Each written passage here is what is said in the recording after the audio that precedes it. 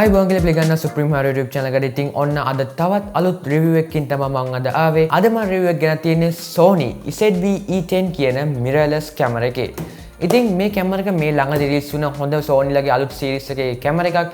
ඉතින් මේක ගොඩක් videos මම තිබ්බා. ඉතින් මං හිතුවා මගේ content creation වලට update කරන්න කියන්නේ quality එක වැඩි කරන්න මම මේ කැමරා එක ගන්නවා කියලා. මොකද මේකේ ලොකු ගොඩක් පහසුකම් තියෙනවා මේ එන price එකට. ඉතින් මේකේ ඔක්කොම ස්පෙක්ස් ටික කියන්නේ වීඩියෝ ස්පෙක්ස් ෆොටෝග්‍රැෆි වලට ඉතින් මේ ඔයා මොනවාගේ දේවල් කරන කෙනෙක්ද මේක ගැලපෙන්නේ ඒ වගේ ඔක්කොම මම මේ වීඩියෝ එකේදී කවර් කරන්න බලාපොරොත්තු වෙනවා.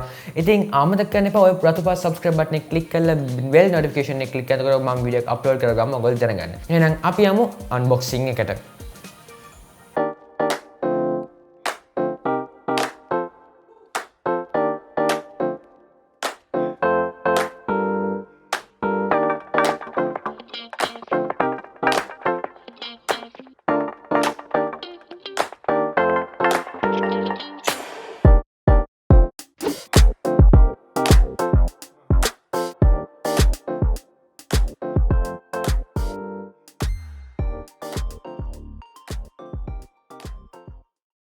Alpha.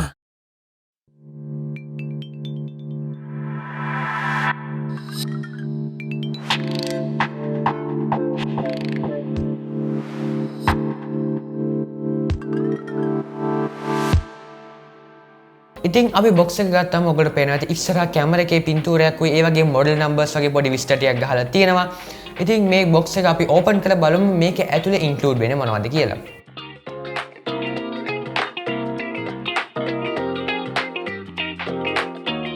ඉතින් ඔයගොල්ලෝ පේන ඇති මේ box එක open කරාම මේකේ අපිට paper works වගේ දීලා තියෙනවා. මේකේ setup guide එක ඒගොල්ලෝගේ lenses ගැන ඒ වගේ විස්තර ගොඩක් ගහලා තියෙන. ඒකින්ද අමතක කරන්න එපා මේක දිග වුණාට කියලා බලන්න.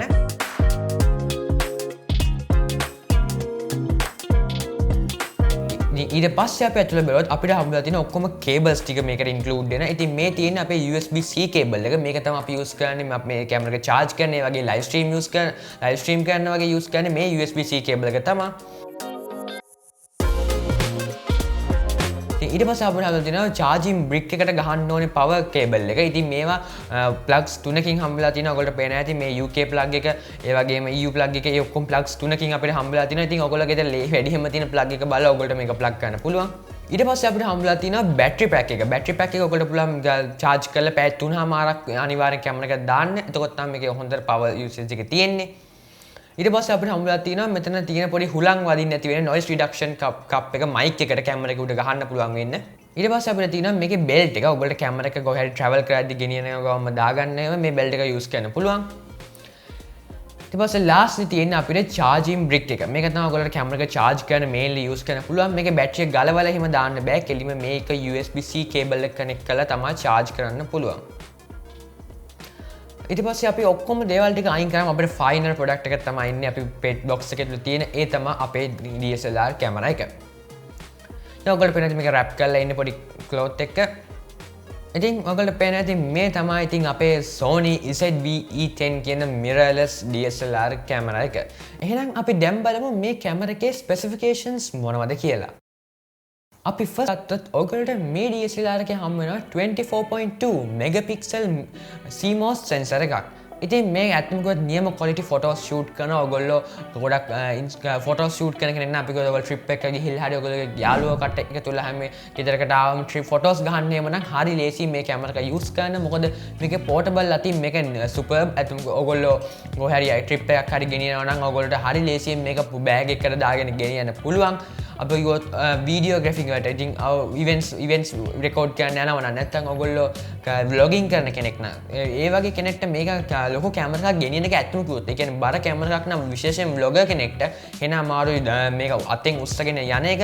ඉතින් එතකොට මේ වගේ කැමරා එකක් මාර වටිනවා. මොකද හරි ලේසියෙන් ඔයගොල්ලෝ පුළුවන් වෙනවා මේක carry කරන්න. ඔයගොල්ලෝ bag එක දාගෙන හරි මේගොල්ලෝ bag එක අරගෙන හරි ඒ කියන්නේ box එකේ include වෙන්නේ නැහැ bag එකක්. ඔයගොල්ලෝ bag එකක් වෙනම separate buy කරන්න වෙනවා.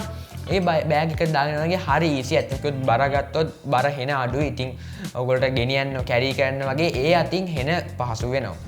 ඉතින් අපි ස්පෙෂලි ගත්තොත් වීඩියෝ කරන කෙනෙක්ට මාත් වීඩියෝ හදන කෙනෙක් විදිහට මම දන්නවා කොච්චර අමාරුද කියලා වීඩියෝ එකක් හදලා ද quality එකෙන් හොඳ standard quality එකකින් ගෙනියන්නේ මිනිස්සු YouTube එකේ බලන විදිහට. ඉතින් ඒ කෙනට ඇත්තම මේක සුපර් කැමරා එකක්. මේක ගොඩක්ම ටාගට් කරලා තියෙන්නේ Sonyලා වීඩියෝ කරන කට්ටියට. අපි කිව්වොත් YouTube content creation start කරන කෙනෙක්ට හරි නැත්නම් YouTube නැත්නම් ඔයගොල්ලෝ වෙනස් විශේෂයෙන් events කියන්නේ වැඩි DSLR කැමරා ගැන experience නැති කස්ටමයිස් කරන්න දන්නේ නැති, ඒ කියන්නේ ISO aperture ඒ වගේ shutter speed වගේ කස්ටමයිස් කරන්න දන්නේ නැති කෙනෙක්ට මේ උනත් මේ කැමරා එක කිසිම අවුලක් නැතුව auto mode එකේ දාලා use කරන්න පුළුවන්. ඒ අතින් බැලුවොත් ඔයගොල්ලෝ vlogger කෙනෙක් නම් especially video කරන්න යන ඔයගොල්ලෝ මේකේ rotating display එක use කරන්න පුළුවන්. ඔයගොල්ලෝ vlog කරන්න යන ගමන් ඔයගොල්ලෝ frame එකේ ඉන්නද කියලා ඔයගොල්ලෝ හැම වෙලෙම වගේ දැනගන්න පුළුවන්.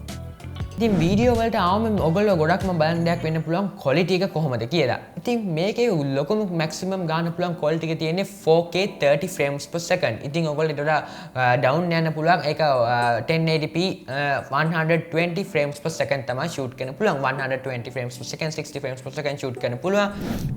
ඉතින් මේකේ battery තියෙන්නේ NP FW50 කියන බැටරි එක. ඉතින් මේක ගොඩක් Sony පරණ සීරීස් එකෙන් ඉඳන් ආපු බැටරි එකක්. මේකේ ගොඩක් අල්ලන් ඒ කියන්නේ ඔයගොල්ලෝ රෙකෝඩ් කරද්දි බැටරි එක ගොඩක් වෙලා තියෙන එක වැඩි කාලයක් තියෙන්නේ නැහැ. හැබැයි ඔයගොල්ලෝ පැක් වගේ පැක් දෙකක් වගේ උඩරිම ගන්න පුළුවන්. මම දැනට නම් මට එහෙම ලොකු ඉෂුව එකක් ඇවිල්ලා නැහැ බැටරි එකෙන් තත්ත්ව ගැන බැලුවොත්. ඉතින් මම ගොඩක් රෙකමන්ඩ් කරනවා ඔයගොල්ලෝ රෙකෝඩ් එකක් ෂූට් එකක් යද්දී ඔයගොල්ලෝගේ ඊට කලින් ඔයගොල්ලෝ රෙකෝඩින් එකට ලෑස්ති වෙන වෙලාව වගේ මේ කැමරා ගොඩක් ඕෆ් කරලා තියන්න කියලා මමත් විශේෂයෙන් ඒක තමයි කරන්නේ. රෙකෝඩ් කරන කලින් කැමරා එක ඕෆ් කරලා තියලා අන්තිමට අපේ ඔන් කරනවා. මොකද අන්තිමට අපේ බැටරි ලෝ වුණොත් ඔයගොල්ලන්ට වෙන බැටරියක් ගන්න ගිහිල්ලා යන්න වෙන ඉඳ ඉතින් වෙන බැටරියක් ඇත්තටම ලොකු පේමන්ට් එකක් වෙනවා. වෙන බැටරියක් ගන්න යන ඉතින් ඒ ඔක්කොම මේකේ බැටරිස් වල ප්‍රයිසස් ඔයගොල්ලෝ ඩිස්ක්‍රිප්ෂන් එකේ දැනගන්න පුළුවන්. ඊට පස්සේ කතා කරොත් මේකේ ඩිස්ප්ලේ එක ගැන. ගොඩක් කටේ තියෙනවා ඩිස්ප්ලේ එක මේකේ කලර් ඇකියුරසි ගැන. කලර් ඇකියුරසි එක නම් ඇත්තටම කිව්වොත් නියම කලර් ඇකියුරසි එකක් තියෙනවා. ඔයගොල්ලෝ පික්චර් එකයි ඔයගොල්ලෝ ලොකු කරලා දෙන්න. සමහර මට තිබ්බ ප්‍රශ්නයක් තමයි මගේ මුලින් DSLR එකේ මට LCD ඩිස්ප්ලේ එකේ පෙවුන දේ නෙමෙයි මට පේන්නේ ස්ක්‍රීන් එකට ගියාම. ඒ කියන්නේ මට වීඩියෝ ක්ලිප් එක කම්පියුටරේට ගත්තාම. ඉතින් ඒ ඉෂුව එක මේකේ නෑ. ඒක ස්ක්‍රීන් එක ආයෙ සුපර් ක්වොලිටි එකකින් තියෙනවා. ඉතින් මේකේ ගොඩක් මිස්අන්ඩර්ස්ටෑන්ඩ් කරන තැනක් තමයි මේක ටච් ඩිස්ප්ලේ එකක් කියලා. මේක ටච් ඩිස්ප්ලේ එකක් නෙමෙයි. ඇත්තටම ටච් ඩිස්ප්ලේ එකක් වුණාට මෙනුස් අතර ඔයගොල්ලෝ හිතන්න පුළුවන් ඔයගොල්ලෝ කැමරා එකේ aperture ISO ඒ වගේ හදන මෙනුස් අතර ඔයගොල්ලෝ ටච් කරලා මාරු වෙන්න බෑ. ඒකට ඔයගොල්ලෝ normally මේ විදිහට ඔයගොල්ලෝ use කරන්න වෙනවා. නැත්නම් මේ buttons ටික use කරලා නැතුව ඔයගොල්ලෝ බෑ ටච් කරලා මාරු වෙන්න. හැබැයි අපි කිව්වොත් focusing auto focusing වගේ නැත්නම් track කරන්න කියන්නේ ඔයගොල්ලෝ face එක track කරන වගේ ඔයගොල්ලෝ එතකොට ඔයගොල්ලෝ touch එක use කරලා ඒක face tracking වගේ track කරන features use කරන්න පුළුවන්. ඉතින් ඔයගොල්ලන්ට මේ කැමරා එක charge කරනවා නම් charge කරන්න වෙන්නේ USB-C cable එක use කරලා. ඉතින් box එකේ include වෙනවා ඔයගොල්ලෝ මම මුලින් පෙන්නන විදිහට USB-C cable එකක්. මේක ඇත්තම කිව්වොත් මගේ personal decision එක අනුව නම් මට දිග මදි. ඉතින් ඔයගොල්ලෝ ඊට වඩා දිග කේබල් එකක් ගන්න ඕන නම් ඔයගොල්ලෝ පුළුවන් නැත්නම් මේ දවස්වල shops වල තියෙනවා USB-C කේබල් ගන්න. ඉතින් ඒ කේබල් එක ගන්න පුළුවන් ඔයගොල්ලෝ පොඩ්ඩක් charge කරන point එක අනුව ඔයගොල්ලෝ කැමරා එක තියෙන තැන අනුව දිග වැඩි වෙනවා ගන්න ඕන නම්. ඉතින් ඊට පස්සේ කතා කරන්න ඕනේ live streaming ගැන. ඉතින් මම live stream කෙනෙක් විදිහට මම දන්නවා live stream වලට webcam quality එක ඇත්තටම ගොඩක් වටිනවා. ඔයගොල්ලෝට ඔයගොල්ලෝගේ බලන් ඉන්න viewers වලට ඔයගොල්ලෝගේ attention එක තියාගන්න ගොඩක් වටින දෙයක් තමයි webcam quality එක කියන්නේ. ඉතින් ඒ webcam quality එක කරන්න ඔයගොල්ලන්ට මේ කැමරා එක use කරන්න පුළුවන් webcam එකක් විදිහට PC එකට. ඔයගොල්ලෝ streamer කෙනෙක් වෙන්න පුළුවන්. නැත්නම් meetings Zoom meetings වගේ Microsoft Teams meetings වගේ යන කෙනෙක් වෙන්න පුළුවන්. ඒකට ඔයාලට මේ කැමරා එක use කරන්න පුළුවන් ඒ ඕන විදිහට webcam එකක් විදිහට. ඉතින් මේකට කිසිම වැඩිදුර hardware එකක් ගන්න දෙයක් නැහැ. USB-C cable එක කෙලින්ම PC එකට plug කරලා USB streaming කියන mode එක menus වලින් enable කරපු ගමන් ඔයගොල්ලන්ට පුළුවන් කිසිම අවුලක් නැතුව ඔයගොල්ලෝගේ ඉන්පුට් එක නිකම්ම OBS හරි ස්ට්‍රීම් කරන software එක ඇතුළට ගන්න. ඉතින් අනිවාර්යෙන් කියනවා ස්ට්‍රීමින් software එකට ගද්දී ඔයගොල්ලෝ උඩරිම පුළුවන් 720p 30 frames per second මම දන්න විදිහට 720p වලට යන්න නම් ඔයාලට capture card එකට යන්න වෙනවා. ඉතින් මම use කරන්නේ නම් මේ අඩු ගන්න මම හම්බුන capture card එක තියෙනවා අඩුවට. ඉතින් ඔයගොල්ලෝ DSLR එකක් තියෙන කෙනෙක් නම් ඒකේ input එක HDMI cable එකකින් PC එකට ගන්න ඕන නම් අර Elgato වගේ ගොඩක් ප්‍රයිසි එකට යන්න බැරි නම් මේ වෙලාවට ඔයගොල්ලෝ පුළුවන් මම ඩිස්ක්‍රිප්ෂන් එක පහල දාලා තියෙන use කරලා බලන්න capture card එක. ඇත්තටම මගේ experience එක නම් ඒක වෙන වටිනවා. ඒකේ 4K කිව්වට 4K ම up to යන්න බෑ. 1080p වෙනකන් ඔයගොල්ලෝගේ DSLR එකෙන් PC එකට input එක ගන්න පුළුවන්. ඉතින් මේක තවත් ලැබෙන ෆීචර් එකක් ගැන කතා කරොත් Wi-Fi, Bluetooth, NFC වගේ පාසුකම් තුනම ඔයගොල්ලෝ මේකේ හම්බ වෙලා තියෙනවා. ඉතින් ඔයගොල්ලෝ ගොඩක් මුලින් DSLR එකක් older version එකක් use කරලා තියෙනවා නම් ඔයගොල්ලෝ දන්නවා ඇති Wi-Fi වගේ Bluetooth වගේ නැතුව ෆොටෝ එකක් හදිස්සියේ යාළුවෙක්ට හරි ෆොටෝ එකක් දෙන්න transfer කර ගන්නවා නම් කැමරා එකෙන් ලොකු අදයක් වෙන්න පුළුවන්. කැමරා එකක් ගෙනල්ලා wire එකක් අරගෙන cable එක transfer කරන අමාරු ඕන කෙනෙක් දන්නා. ඉතින් ඊට නැත්තම් ඊට වඩා SD card එකක් අරගෙන කම්පියුටර් plug කරලා ගන්න එක phone එකකට වගේ ගන්නවා. ඊට පස්සේ phone එකකින් email එකක් හරි WhatsApp web වගේ දාලා WhatsApp කරා යවන්න වගේ නම් ඉතින් ඒ වගේ ලේසිම පහසුක දෙයක් තමයි මේකේ Bluetooth feature. ඉතින්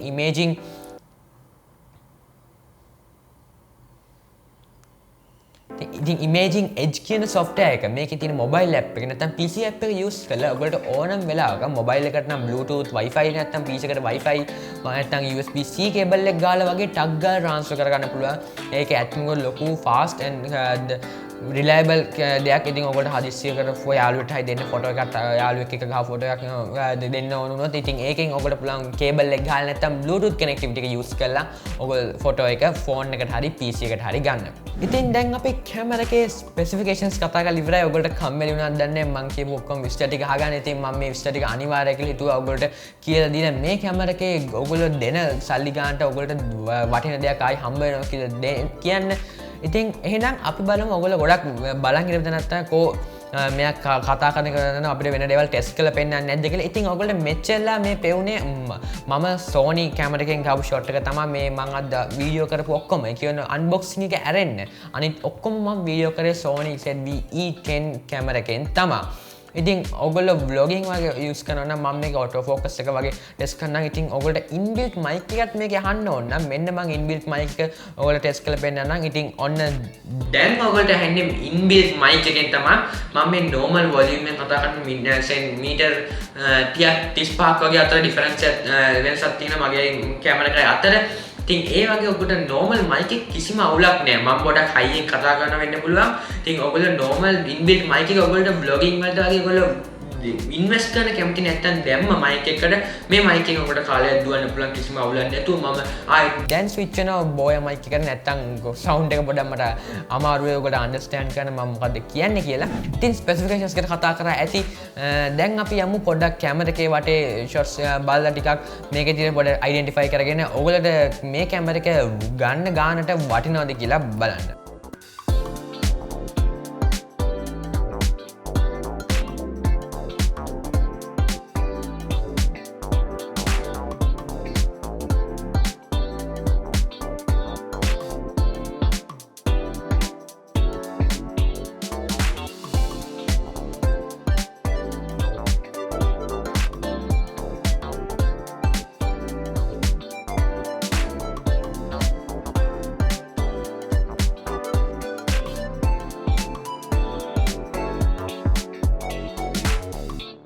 එහෙනම් මම මේ වීඩියෝ එක මෙතන ඉවර කරනවා. thank you කියනවා ඔයගොල්ලෝට ඉවරනකම් බැලුවට. ඉතින් මේ වගේ තව වීඩියෝස් ඕනනම් අනිවාර්යෙන් රතු බා subscribe button එක click කරන්න. ඒ වගේ මේ කැමරා එක ගන්න තැන ඔයාලා නම් මම මේක buy කරේ CamereaLK shop එකෙන්. ඉතින් මේ වගේ තවත් ගොඩක් කැමරාස් තියෙනවා CamereaLK එකේ. අනිවාර්යෙන් බලන්න. ඔයගොල්ලෝ පුළුවන් description එකේ පහළ link එක දාලා තියෙනවා. මේ වීඩියෝ එක not sponsored by CamereaLK. ඉතින් මේ වගේ තවත් අනිවාර්යෙන් reviews බලන්න ඕන නම් අමතක කරන්න බා රතු බා subscribe button එක click කරලා ඔයගොල්ලෝගේ friends වලට share කරන්න. මේ වගේ කැමරා එකක් හරි වීඩියෝ වලට content creation වලට එන්න බලාගෙන ඉන්න යාළුවෙක්ට.